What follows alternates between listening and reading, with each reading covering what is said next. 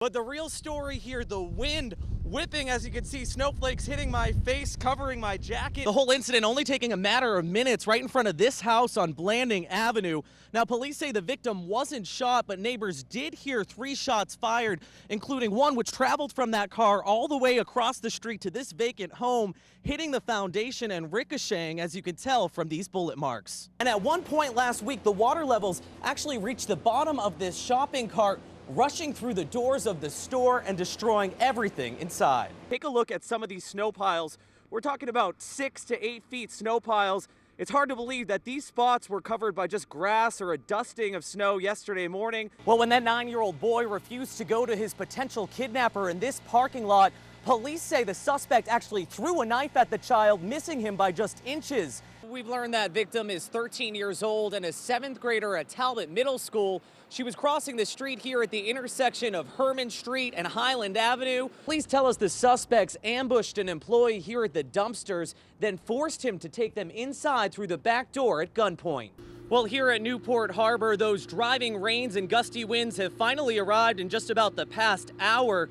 Now, on the south shore of Aquidneck Island, it was heavy surf that kept rescuers busy into the night. Now they're putting out the warning that the impact of Earl is far from over. A boogie board pops up on Newport's first beach after dangerous rip currents trap a man caught in the surf. He struggled for an hour in Easton Bay, prompting 2 fire department swimmers and a jet ski into the water to rescue him. There was a guy on a boogie board out there and he got in trouble. Nobody should be out there. Dangerous. Only eyewitness news cameras were rolling as that boogie boarder made it safely to shore. At the same time, rescue crews rushed to another distressed swimmer at Bailey's Beach. A couple of miles away, strong waves barreled over the seawall along Ocean Drive in Newport. Police officers shut down a large portion of the road covered in seaweed and debris and kept spectators far from the ocean's edge. Throughout the day, heavy winds stirred up the surf in the East Bay. There's a bit of a cross current out there. It's dragging you over towards the rocks. Pretty much a lot of paddling out there. The waves aren't that powerful right now. They're kind of not tubing over. We expect something more with a hurricane like this size. Public safety officials closed beaches in Newport and Middletown early Friday after daredevils and large crowds of onlookers created a dangerous situation.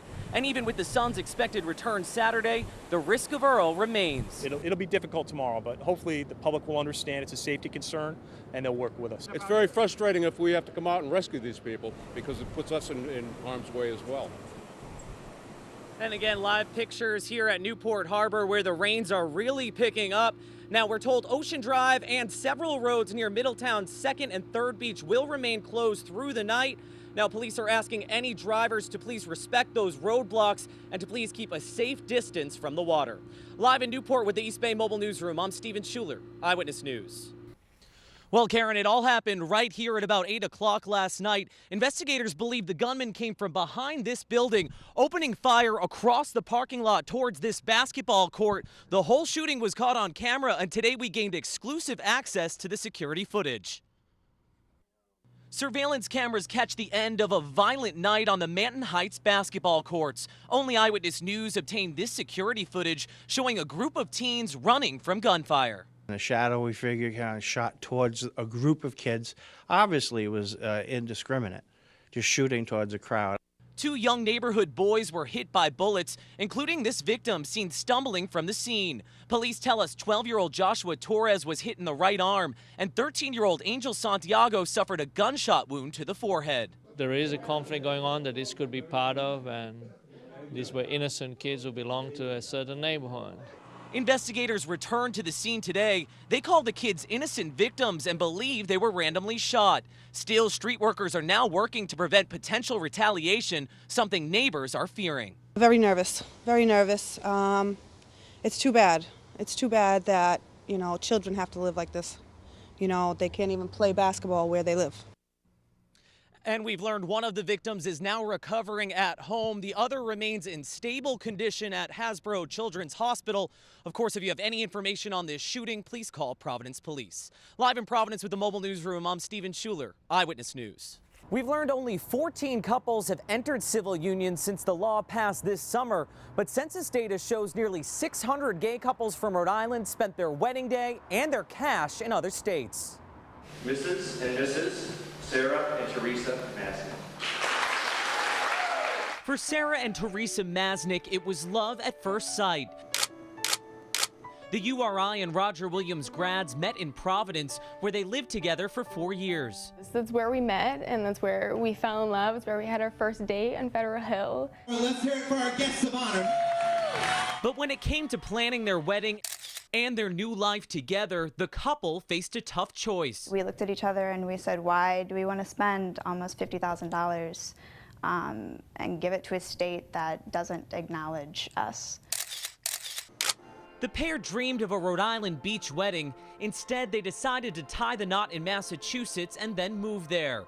We've learned they're not the only ones. We spent a lot of money out of state just so we could get married. According to the Massachusetts Department of Health, about 250 same-sex couples from Rhode Island were married in the Bay State between 2004 and 2008.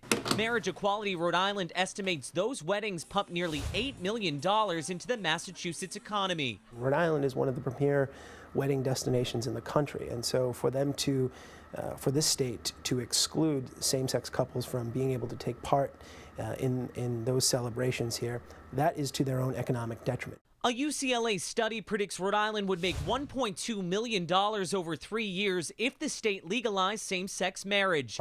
Opponents like Chris Plant from the National Organization for Marriage say the law would actually hurt the state's economy long-term. Gay marriage, redefining marriage, is not the solution to our economic problems. The solution to our economic problems is fixing the family. Scream to support marriage equality now! Supporters of marriage equality say the state's civil union law is pushing more and more same-sex couples to leave Rhode Island. Although the Masnicks still consider Providence home, they say the difficult move was to protect their family. If it was legal in Rhode Island, we would have stayed there. It actually would have made it easier for us. Even with couples like Sarah and Teresa leaving the state, opponents tell us same-sex marriage would do little to fix Rhode Island's financial woes. The economic argument looks good in our strapped times, but if you take a long view of it, it's not the answer. We're told state lawmakers are expected to take up the gay marriage debate again this upcoming session. Same-sex marriage bills have died every year since 1997. I'm Stephen Schuler, Eyewitness News. Sarah mentioned the somber mood inside. Very similar here outside Gillette. No parking lot celebrations behind me. However, we did get a chance to spend most of the day with fans outside. We did watch their cautious confidence turn to crushing defeat. As the sun rose over a frigid Foxborough, Patriots Nation looked past the freezing temps, feeling the playoff fever. No, if you're a die-hard Pats fan like us, weather's no option. It's just go out, it's playoffs, enjoy it, baby. I was hoping for a little snow. Fire over here by our neighbors and try to maintain, keep warm. Hours before the competition hit the gridiron, fans of both teams packed parking lots, bringing their rivalry to the tailgate. How are the Pats fans treating you today? So far, so good. Hey, look at me. We're all over here. Until you guys came out and these guys. Because this is New England, not Baltimore. We can just treat them however we want, so. Then, as the daylight faded, so did New England's Super Bowl hopes. A tough season ender to watch for many Patriots fans. Really bummed out, but there's always next season and can't wait to be back here at Gillette. First period kind of put them away, and unfortunately we got to wait till next year. They didn't look like the same Patriots that I know, especially after 3 world championships this decade. It's frustrating, but next year, Bruins and Celts. And that's what we're hearing. A lot of Bruins, Celts, Red Sox, focusing the attention to our other sports teams here in the area. Again, quiet outside here, not much action going on in the parking lot. Although every fan we did speak to leaving the game today tells us they have no regrets for sitting in the cold, even to watch the Patriots lose. Live in Foxborough, I'm Stephen Schuler, Eyewitness News.